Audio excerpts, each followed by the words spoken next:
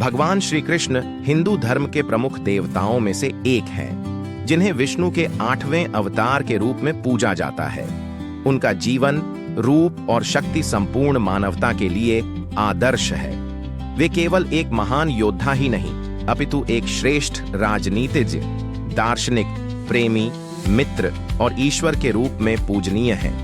भगवान श्री कृष्ण का रूप अत्यंत मनोहर और आकर्षक है।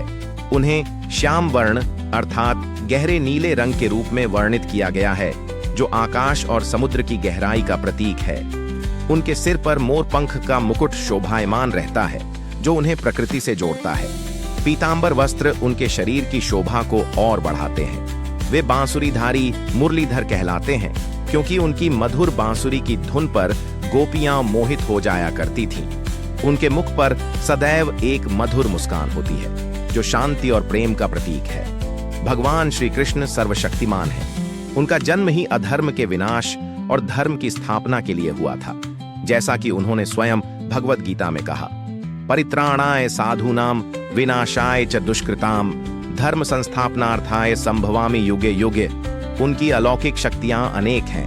1 दिव्य चमत्कार। बाल्यकाल में ही उन्होंने अनेक चमत्कार किए, जैसे पूतना राक्षसी का वध, कालिया नाग का दमन, गोवर्धन पर्वत को अपनी छोटी अंगुली पर उठाना और ब्रजवासियों की रक्षा करना। 2 माया और योग बल। वे योगेश्वर कहलाते हैं। वे अपनी माया से अनेक रूपों में प्रकट हो सकते हैं। महाभारत में उन्होंने अर्जुन को विराट रूप दिखाया, जिसमें संपूर्ण ब्रह्मांड समाया हुआ था। 3 रणनीति और बुद्धिमत्ता।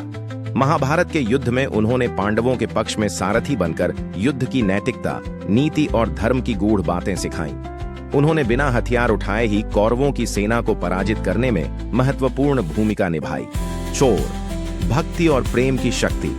कृष्ण का प्रेम राधा और गोपियों के साथ अलौकिक और आत्मिक था।